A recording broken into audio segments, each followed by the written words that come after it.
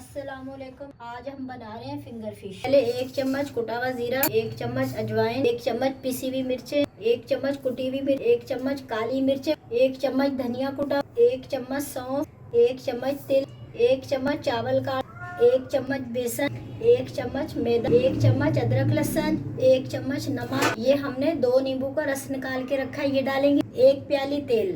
हाथ से मिक्स करेंगे अच्छी तरीके से। ये मेरे पास फिंगर है, 1.5 किलो है। अब मसाला लग चुका है, ये देखिए आप।